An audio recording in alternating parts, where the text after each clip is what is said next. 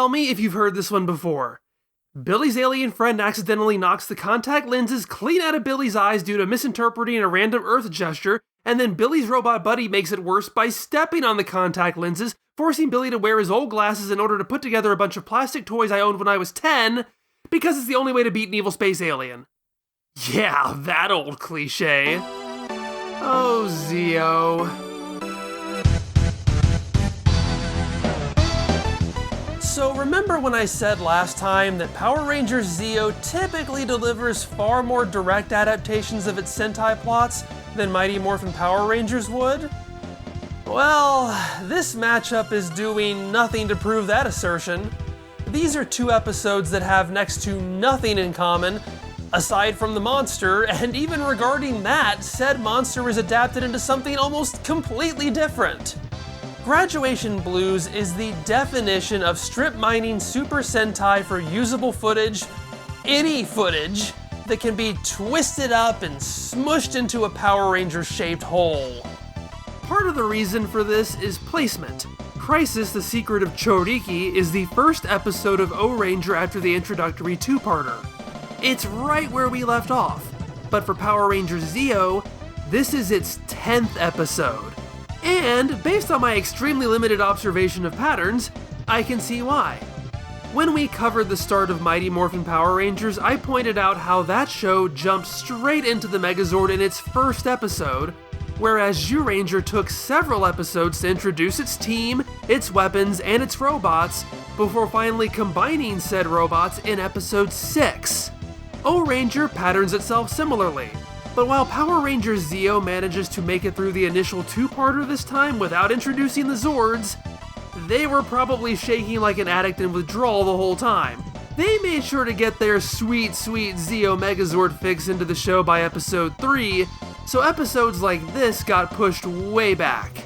And as we'll see, they added developments of great import in an attempt to obfuscate the lowered stakes of such an early episode. Another reason these are so different is because of what I talked about last time.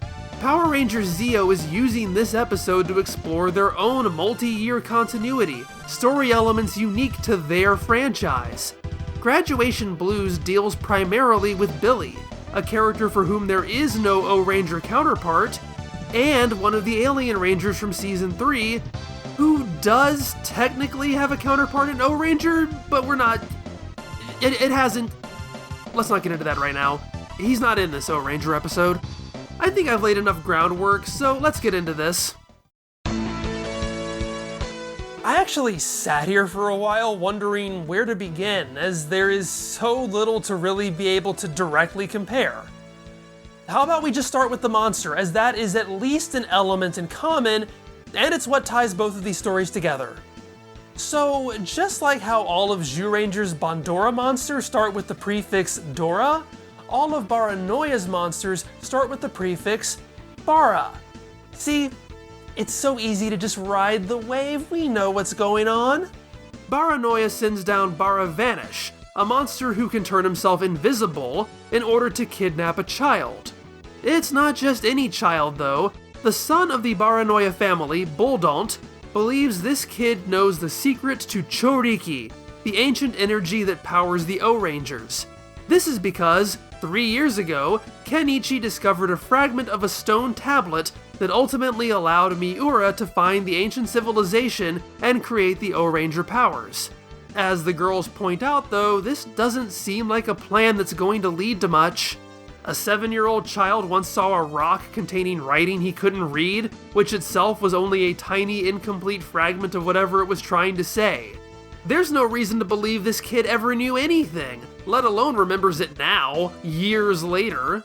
But Miura surmises that memories are stored completely intact, like a DVD box set of a 30-year-old show, and could be perfectly retrieved through science, like hypnosis.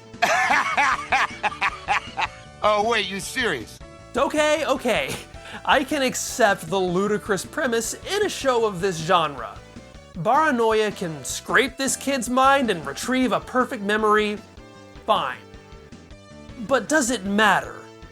It's just a tiny fragment. Is it really going to have any pertinent information, or is it just going to be 3 words out of context that can't be parsed? I mean, you might say that it's a first step, the way it was the first step for the Ohrangers, that would eventually lead to more information. However, the way Miura describes this series of events is that discovering this fragment led his organization to excavate the surrounding area, which led to them discovering the ruins of the ancient civilization. In other words, it's not the content of the fragment that was important, it was its proximity. Now, UAOH has in their possession the completed tablet and the civilization and all of its secrets. This fragment isn't going to do that for Baranoia. Baranoia knows who has all the stuff they're looking for, and it's the Ohrangers. This plan seems akin to hunting down a combination for a safe that's already been cracked and emptied. Ultimately, the kid's memory is a MacGuffin, something that motivates the characters and drives the story, but is, in itself, unimportant. And that's fine. This gives an excuse for Gordo to try to rescue this kid and get into all kinds of fun action scenes. Frankly, what's interesting about Kenichi is finding out that his dad is Barai, the Dragon Ranger. Sadly, he died in an accident 2 years ago. I can't imagine what that would look like. The problem is that this premise is presented as the secret of Choriki. But there really isn't a secret here. This is the first episode after the introduction, and I think it's fair to say we're dying to understand what the foundation of the series is. Ohranger has a dinosaur motif. The characters come from a time where dinosaurs existed alongside medieval-inspired humans. A witch from back then has been revived. All of that is laid out to us in the first few episodes, with deeper examination sprinkled in as we go along. Well, now we have an ancient civilization comprised of a mishmash of familiar-looking objects like sphinxes and Easter Island heads. The heroes, however, have costumes and weapons based on shapes. This is already seeming a bit less focused. So what is Choriki? What is the civilization? What's so special about any of this? Well, don't expect even a hint in this episode. In fact, don't expect any answers for a very long time, and honestly, don't expect an answer to most of this for forever. In fact, given what we'll later learn about the villains, it's kinda shocking that they don't already know more about this than the heroes do, but that's a story for another day. It just seems like this episode's narrative would be a perfect excuse for Miura to reveal a little bit more to his team, given that in the last episode all they had time for was, "They're attacking now! Get in the room and put the beams in your brain!" But this is all presented in the most generic, utilitarian framing, as if this is something the heroes, and by extension the audience, is already expected to understand. And honestly, we do. It's a civilization, it's ancient, it's got powers. What, were you expecting more than that? Yeah, the secret of Choriki is that it's really not all that interesting. All of that to say, Bara Vanish mostly does what his name implies. He can vanish and then reappear. He uses that to get the jump on his enemies. Because of that, we get to watch Kenichi pretend to have someone drag him into the frame. It's a good acting exercise. It's clear that Bara Vanish is very important to Baranoia. He's given an important mission that, unconvincing as it might be, will provide a great service to the villains. Would you believe then that its Power Rangers counterpart has nothing to do with the Machine Empire? And that's really weird because in my Ohranger experience, it was usually the other way around. In the few instances where the Monster of the Week wouldn't be affiliated with Bandora, Power Rangers would simplify things by shoving them together. Here, they're pulling them apart. Bara Vanish becomes the Hydro Contaminator, which is much more description and much less wordplay than most Power Rangers monsters seem to have. But this is to really drive in the point that this guy is connected to the Power Rangers of Aquitar.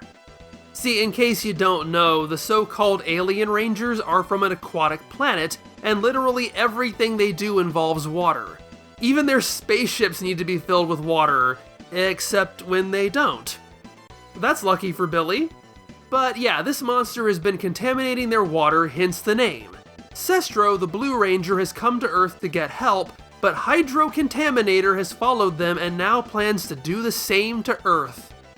Wow, this is such a thematic stretch. At least when they did this last season with Hydro Hog, it was a monster based on a sea spirit. Baravanish has absolutely nothing to do with water, not in his powers, not in his design. There is no Japanese footage of Baravanish ever interacting with water. I mean, you call him Car Contaminator, you can get some footage for that. Power Rangers adds in its own fight scene where Hydro Contaminator slowly ambles towards a lake and then gives up and leaves.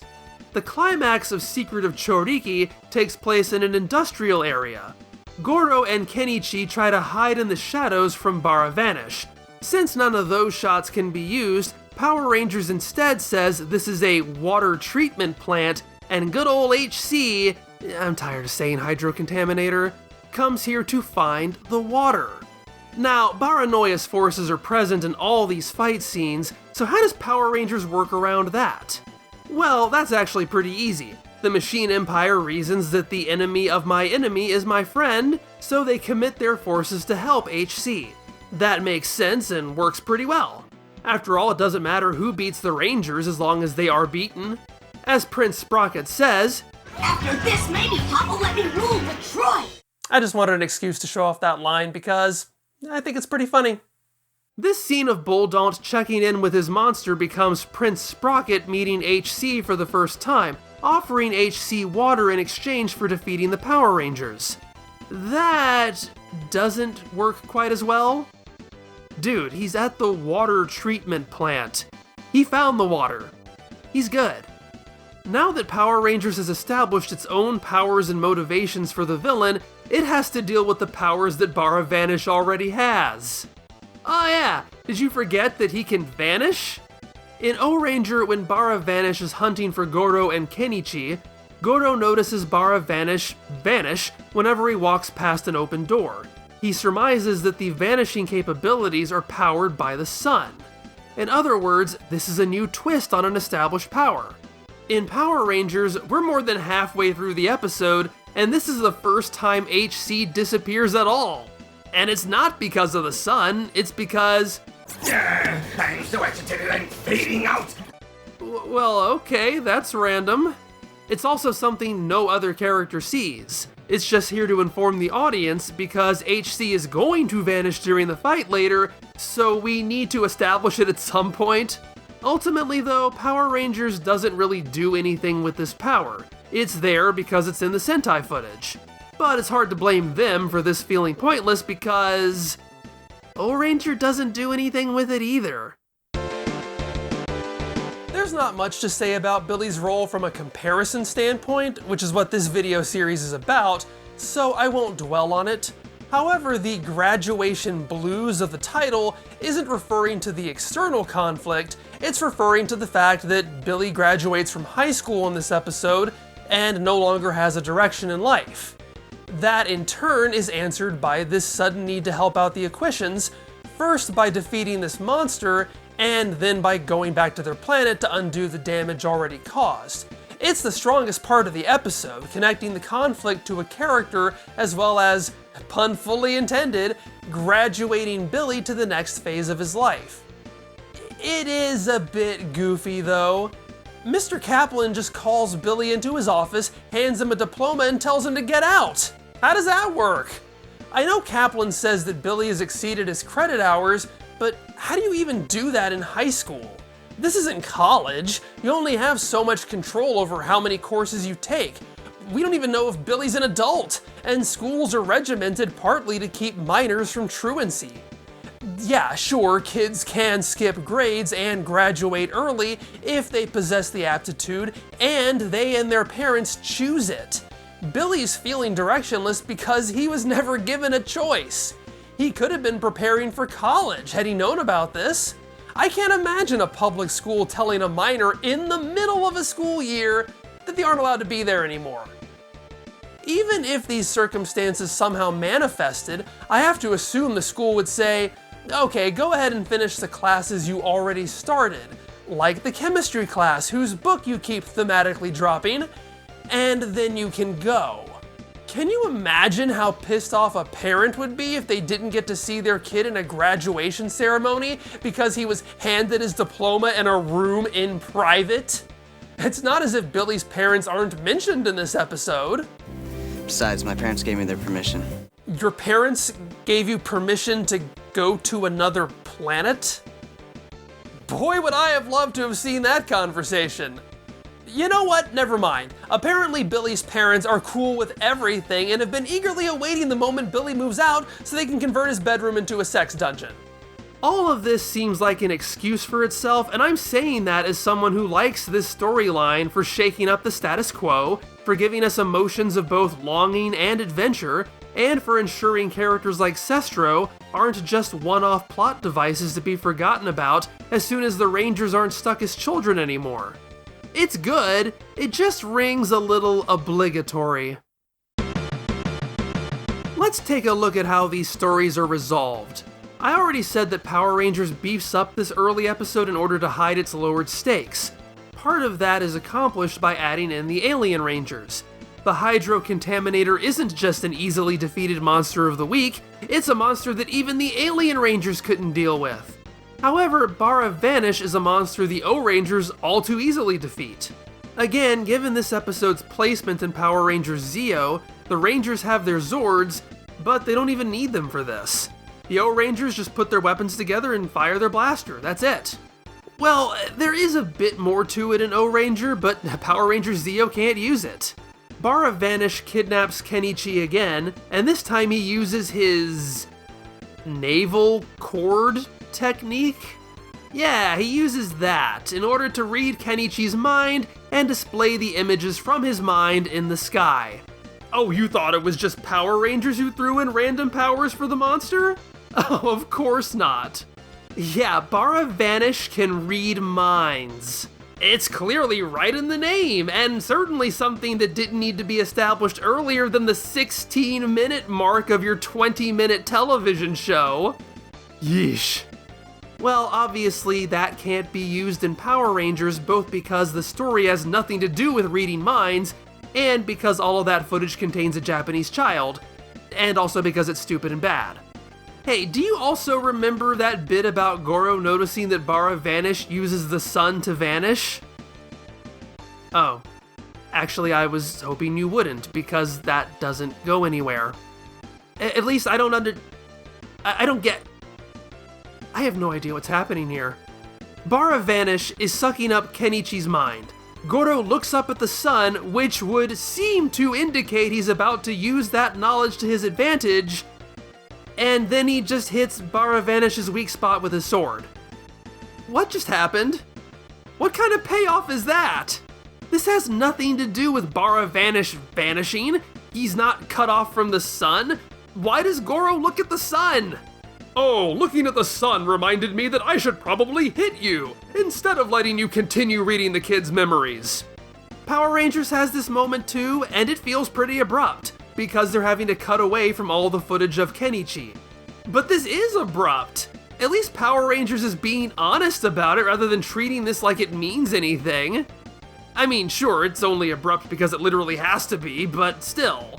The Ohrangers finish off Bara Vanish with their combined weapons, which works well in episode 3, but remember, the Zeo Rangers have their Zords. This is episode 10, and a lot of the struggle is cut out due to the presence of Kenichi.